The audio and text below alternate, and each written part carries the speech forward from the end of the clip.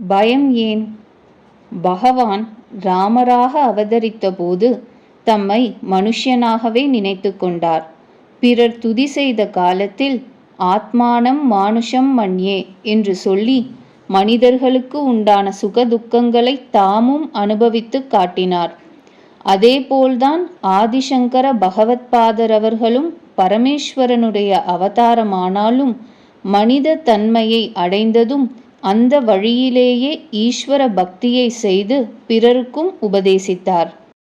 சிவானந்த லஹரி ஸ்தோத்திரத்தில் ஈஸ்வரன் நிலையை எடுத்து கூறி, அத்தகைய பரமசிவன் ஹிருதயத்தில் இருக்கும்பொழுது பயத்திற்கு இடம் ஏது என்று கேட்கிறார் பகவத்பாதர். இதில் அடங்கியுள்ள தத்துவங்களை கவனிக்க வேண்டும்.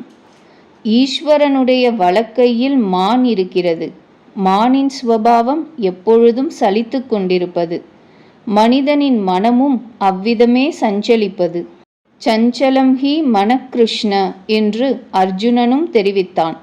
சதா சலிக்கும் மான் ஈஸ்வரன் கையில் அமர்ந்தபோது அதன் கண் அழகாயினும் ஈஸ்வரனுடைய கண்ணழகில் ஈடுபட்டு சஞ்சலத்தையே விட்டு அது ஈஸ்வரனை அனுபவிக்கிறது. ஈஸ்வரன் யானையின் தோலை மேலே போர்த்தி கொண்டிருக்கிறான்.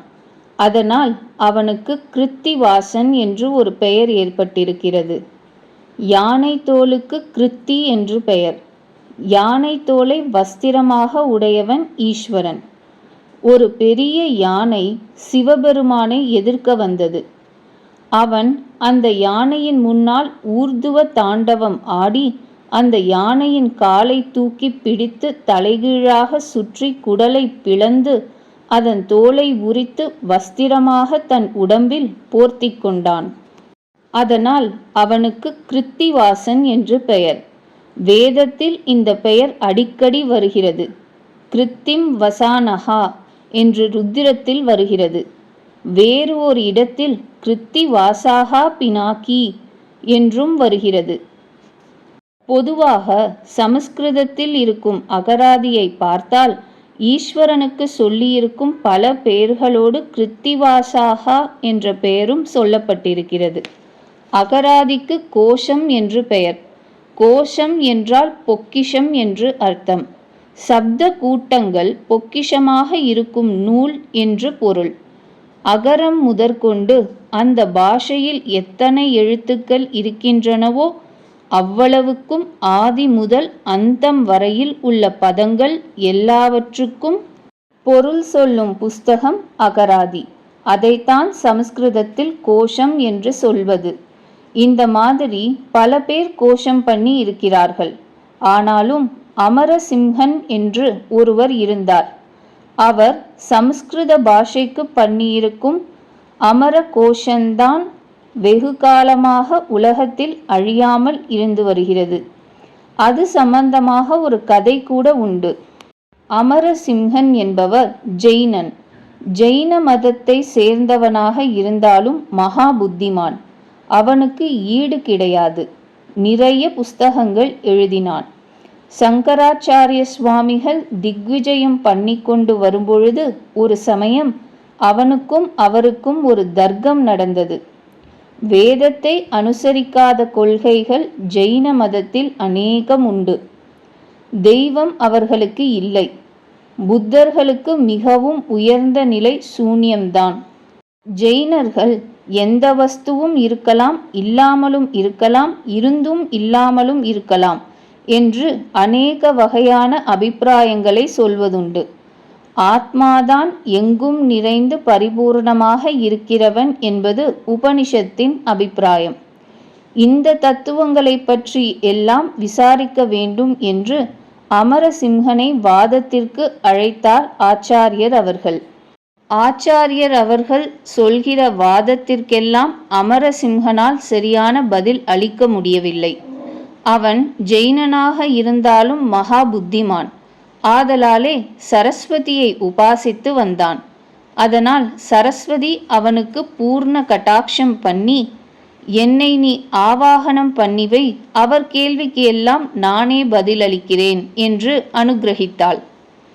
அமரசிம்ஹனும் அப்படியே ஒரு திரையை கட்டி ஒரு குடத்தில் சரஸ்வதியை ஆவாகனம் பண்ணிவிட்டு திரைக்கு வெளியில் இருந்தே ஆச்சாரியர் அவர்களை கேள்வி கேட்கும்படியாகவும் தான் உள்ளே இருந்து பதில் சொல்வதாகவும் ஓர் ஏற்பாட்டை செய்து கொண்டான்.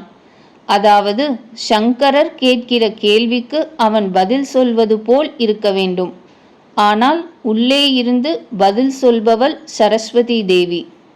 இது ஆச்சாரியர் அவர்களுக்கு தெரியக்கூடாது என்று தந்திரம் பண்ணினான். தாம் கேட்கிற கேள்விக்கு பதில் சொல்பவன் அமரசிம்ஹன் அல்ல என்பது ஆச்சாரியர் அவர்களுக்கு தெரிந்துவிட்டது. சரஸ்வதி தான் அவனுக்காக பதில் சொல்கிறாள் என்பதையும் உணர்ந்து கொண்டு விட்டார். நீ இத்தகைய பிரஷ்டனுக்காகவா பரிந்து கொண்டு பதில் சொல்கிறாய்?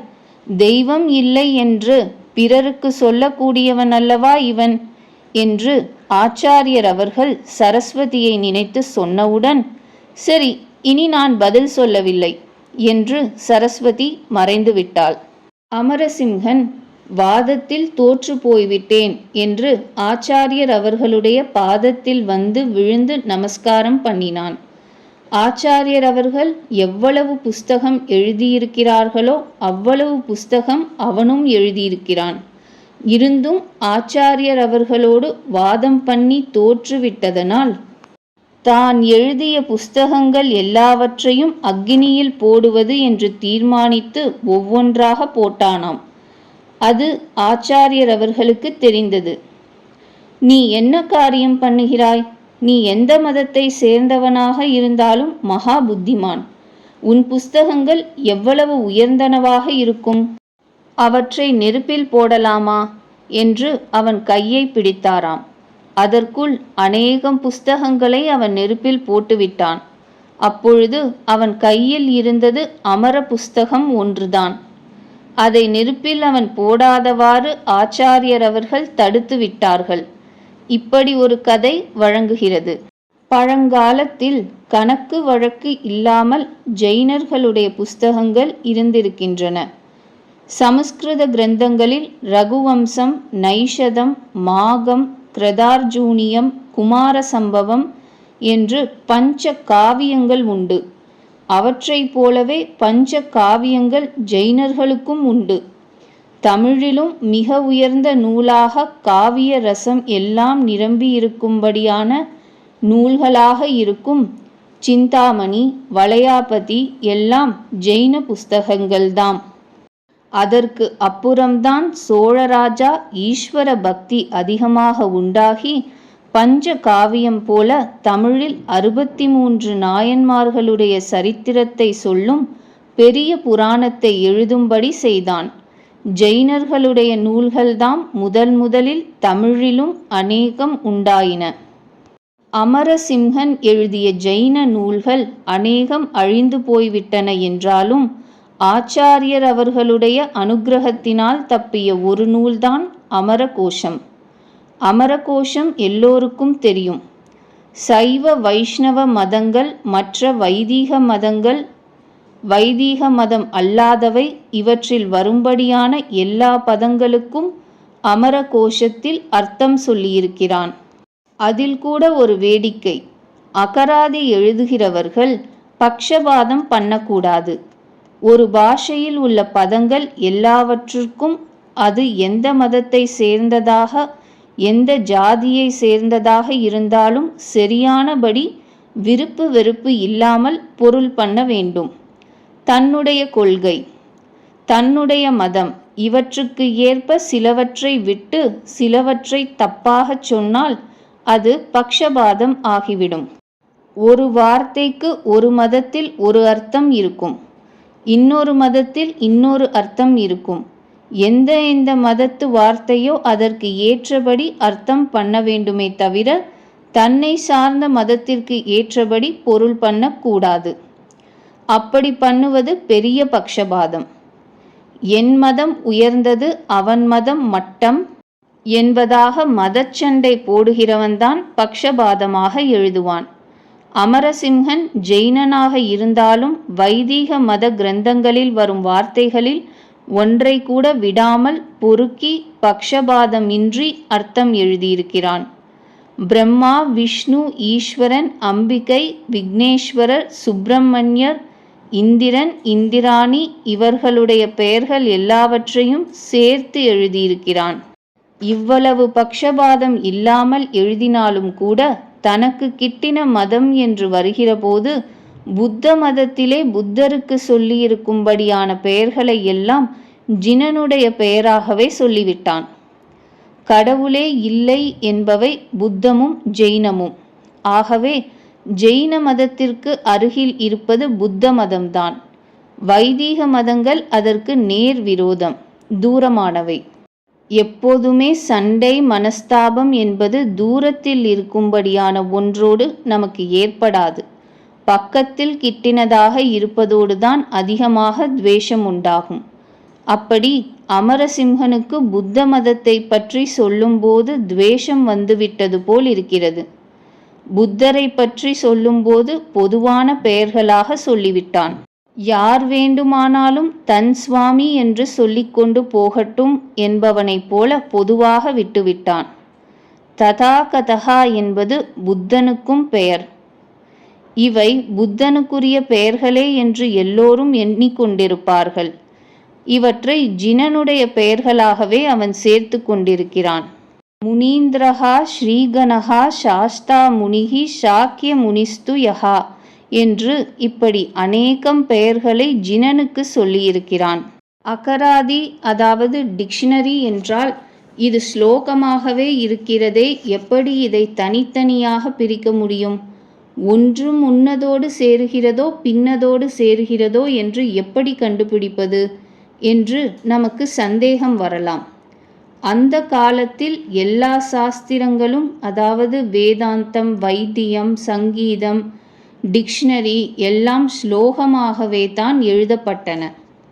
புஸ்தகம் அச்சிடும் வசதி இல்லாததனாலே ஸ்லோகமாக இருந்தால் எல்லோரும் சுலபமாக நெற்று போட முடியும் என்று அப்படி செய்தார்கள். ஒரு புஸ்தகம், ஒரு ஏட்டுச்சுவடி இல்லாமல் காட்டில் இருப்பான் ஒருவன்.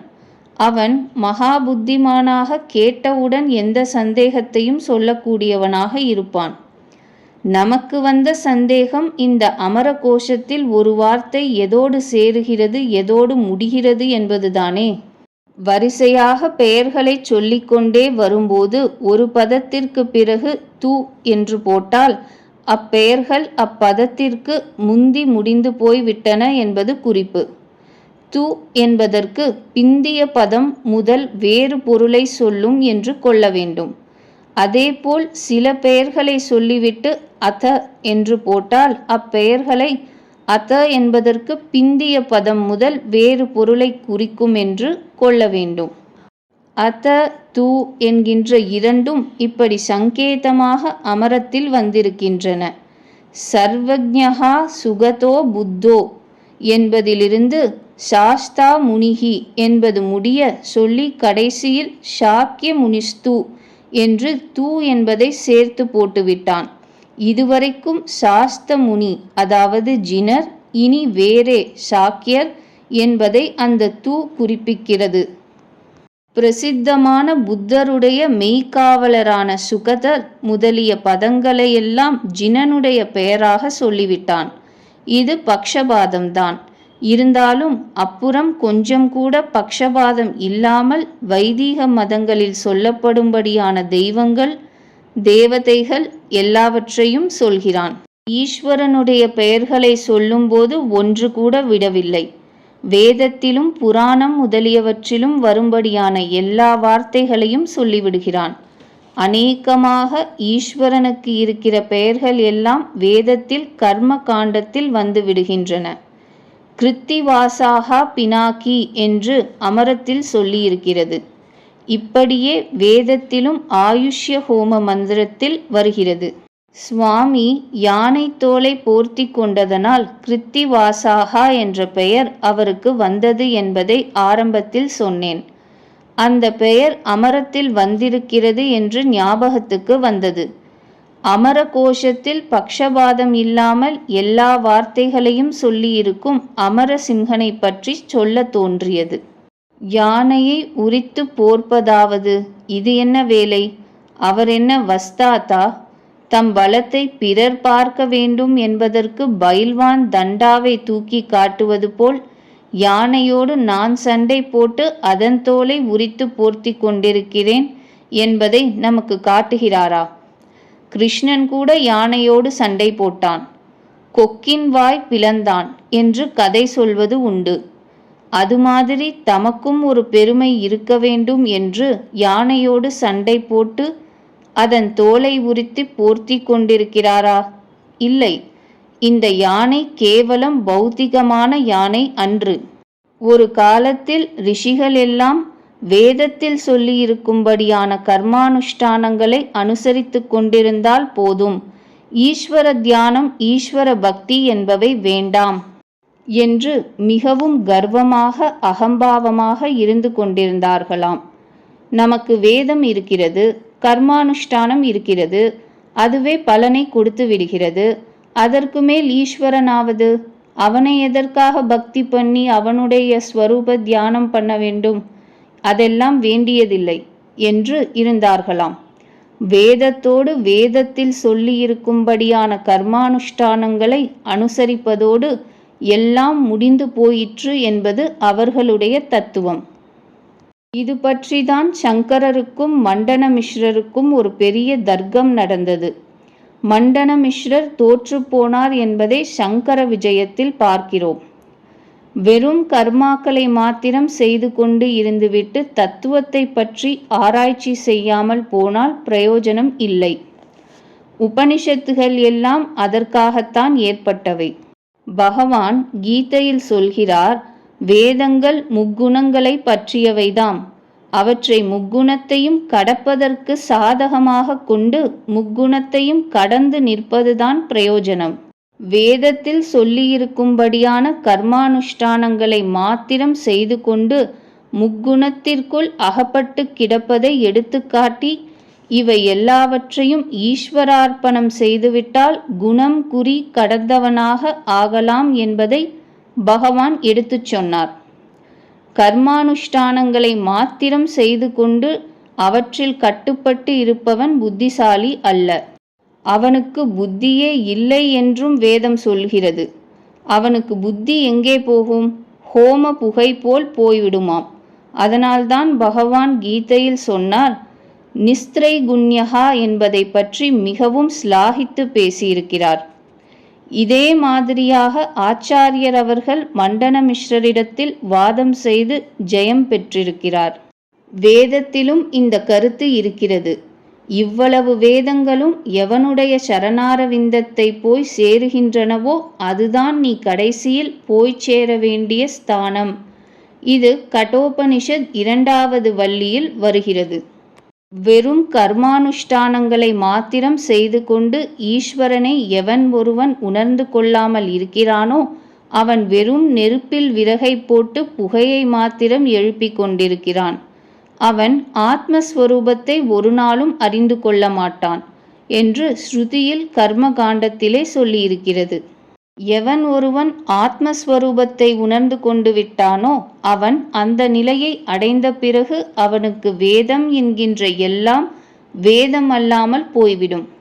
தேவர்கள் என்கின்ற எல்லாம் தேவர்கள் அல்லாமல் போய்விடுவார்கள். பிராமணர்கள் எல்லாம் பிராமணர்கள் அல்லாமல் போய்விடுவார்கள். இப்படி ஸ்ருதியிலே, அதாவது பிரகதாரண்யகம் 4வது அத்தியாயத்தில் வருகிறது.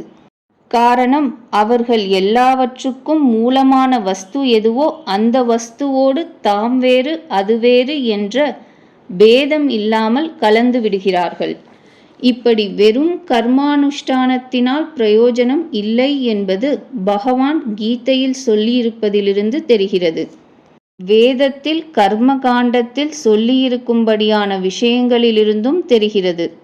ஆச்சாரியர் அவர்கள் மண்டன மிஸ்ரரோடு வாதம் செய்து ஜெயம் அடைந்ததிலிருந்தும் தெரிகிறது.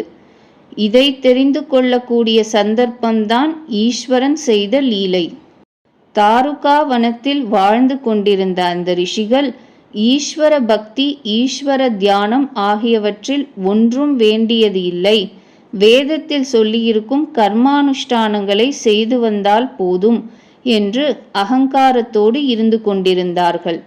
அது ஈஸ்வரனுக்கு தெரிந்தவுடன் அவர்களுக்கும் ஞானத்தை உண்டு பண்ண வேண்டும் என்று எண்ணி பிக்ஷாடன மூர்த்தியாக புறப்பட்டு வந்தார்.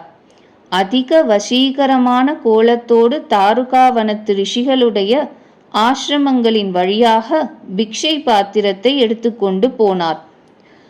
அந்த கோலத்தை பார்த்தவுடன் ரிஷிகளுடைய பத்தினிகள் எல்லோரும் நான் எனது என்கின்ற நினைப்பையெல்லாம் இழந்து அந்த ஸ்வரூப ஆனந்தத்தோடு கலந்தவர்களாக அவர் பின்னோடேயே வீடு வாசலையெல்லாம் விட்டு போக ஆரம்பித்து விட்டார்கள். தான் என்கின்ற நினைப்புள்ள இடத்தில்தான் பிரியம் உண்டாகும். நமக்கு அப்பா அம்மாவிடம் அபிமானம் இருக்கின்றது, பிரியம் இருக்கிறது. அதற்கு மூலமான காரணத்தை ஆராய்ந்து பார்த்தால் நமக்கு தான் என்கின்ற இடத்தில் அபிமானம் தெரிய வரும். அதனால்தான் என் அம்மா என் அப்பா என்று அவர்களிடத்தில் பிரியம் வைக்கிறோம். இன்னொரு அம்மாவிடத்தில் அந்த அபிமானம் வருகிறதோ? இல்லை. இப்படி நான் நான் என்று வைத்துக்கொள்கிற அபிமானம் பிரியம் கடைசியில் ஆத்மஸ்வரூபத்தோடு போய் முடிகிறது. பகவானே எல்லோருடைய ஆத்மஸ்வரூபமும்.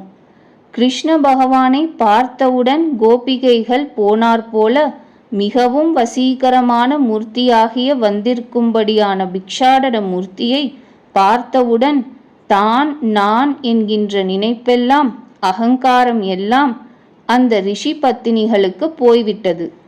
அந்த பரமாத்ம ஸ்வரூபத்தோடு ஒன்றுபட்டவர்களாக தங்கள் பர்த்தாவுக்கு சிஸ்ருஷை பண்ண வேண்டுமே, ஹோமத்திற்கு வேண்டியவைகளை எடுத்து வைக்க வேண்டுமே என்கின்ற நினைப்பெல்லாம் மறந்து அந்த மூர்த்தியின் பின்னாலே போக ஆரம்பித்து விட்டார்கள். கர்மானுஷ்டானங்களினாலேயே எல்லா காரியமும் நடந்து விடுகின்றன. ஈஸ்வரனை எதற்காக தியானம் பண்ண வேண்டும், ஏன் பக்தி பண்ண வேண்டும் என்று முரட்டுத்தனமாக இருந்த ரிஷிகளுக்கு இதை பார்த்து அதிக கோபம் வந்துவிட்டது. இவன் யாரடா பிச்சைக்காரன், பில்லி சூனியக்காரன் போல் இருக்கிறது, நம்முடைய பத்தினிகளையெல்லாம் மயக்கி இழுத்து கொண்டு போகிறானே என்று அவரை வந்து எதிர்க்க ஆரம்பித்தார்கள். இவர்கள் சக்தி அங்கே நடக்குமா? மிகவும் கோபமாக தங்களுடைய மந்திர சக்தியினாலேயே அந்த பிச்சைக்காரனை அழித்துவிட வேண்டும் என்று அநேக ஆபிசார பிரயோகங்களை எல்லாம் பண்ணினார்கள். யானையை சிருஷ்டித்து அவர் மேல் ஏவி விட்டார்கள். அந்த ரிஷிகளுடைய அகம்பாவத்தை கர்வத்தை அடக்க வேண்டும் என்பதற்காக தம்மை எதிர்த்து வந்த யானையின் முன்னால் ஊர்துவ தாண்டவம் ஆடி அந்த யானையையே பந்தாக தூக்கி எறிந்து அதன் கால்களையும் உடம்பையும் கிழித்து அதன் தோலை மேல் வஸ்திரமாகவே போர்த்தி கொண்டு விட்டார் பகவான். அந்த யானை சாதாரண யானை அல்ல, ஆபிசார மந்திரத்தின் மூலமாக ஏற்பட்ட யானை. அப்புறம்தான் அந்த ரிஷிகளுக்கு நல்ல புத்தி வந்தது. அதற்கு பிறகு ஈஸ்வரனை பிரார்த்தித்து ஈஸ்வர பக்தி ஈஸ்வர தியானம் ஆகியவை செய்து நற்கதியை அடைந்தார்கள். இது ஒரு கதை. ரிஷிகளுக்கு அவர்களுடைய பத்னிகளினாலே ஞானம் வந்தது. அப்போதுதான் ஈஸ்வரனுக்கு கிருத்திவாசாகா என்ற பெயர் வந்தது. யானை தோலை போர்த்தி கொண்டதனாலே அப்பெயர் ஏற்பட்டது. எப்பொழுதும் சஞ்சலமாக இருக்கும்படியான மான் கூட, மருட்சியோடு இருக்கும்படியான மானின் கண் கூட பகவானுடைய நேத்திரத்தின் அழகை பார்த்து கொண்டு வைத்த விழி வாங்காமல் இருக்கிறது. மிருகா என்றால் மான். இடுப்பில் இருக்கும்படியான உடை புலித்தோல். மேலே யானையின் தோலை வஸ்திரமாக போட்டு கொண்டிருக்கிறார். புலி யானை என்றால் நமக்கு பயம். புலியை நினைத்தாலே மான் நடுங்கிவிடும். ஆனால் இங்கே ஈஸ்வரனோடு புலி யானை எல்லாம் ஒடுங்கி போய்விட்டன. மான் சிறிது கூட பயமில்லாமல் அவர் நேத்திரத்தையே பார்த்து கொண்டிருக்கிறது. சலனம் கொஞ்சம் கூட இல்லை. சிருஷ்டி ஸ்திதி சம்ஹாரம் ஆகிய 3 கிருத்தியங்களுக்கும் மூலம் ஈஸ்வரன். எல்லா உயிர்களுக்கும் உயிராக இருப்பவனும் அவன்தான். அந்த ஈஸ்வரனிடத்தில்தான் சகல பிரபஞ்சமும் சராச்சரங்களும் அத்தனையும் அடங்கிவிடுகின்றன. ஈஸ்வரனுக்கு பஞ்சமுகம் உண்டு. 4 முகங்களிலும் 4 வேதங்களையும் சுவாசமாக வைத்து கொண்டிருக்கிறார். ஓங்கார சப்தத்தை எழுப்புவது ஊர்துவ முகம். ஆக 5 முகங்கள். பஞ்சமுகம் என்று வேதங்களிலும் ஈஸ்வரனுடைய பெயர் வருகிறது. மேலே யானை தோல், இடுப்பிலே புலித்தோல், கையிலே மான்குட்டி ஒன்று. இந்த லட்சணம் எப்படி இருக்கிறதென்றால், ஒரு பெரிய சிம்ஹம் மான்குட்டி ஒன்றை அப்படியே பிடித்து நகங்களிலே கோர்த்து கொண்டு புலியை அடித்து யானையின் மஸ்தகத்தை பிளந்து அவற்றின் தோள்களை உரித்து மேலே போட்டுக்கொண்டு வந்தால் எப்படி இருக்கும்? அப்படிப்பட்ட சிங்கம் போல் இருக்கிறார் பகவான். இவர் நமக்கு சுவாதீனமாக போய்விட்டால் நமக்கு பயம் என்பது ஏது?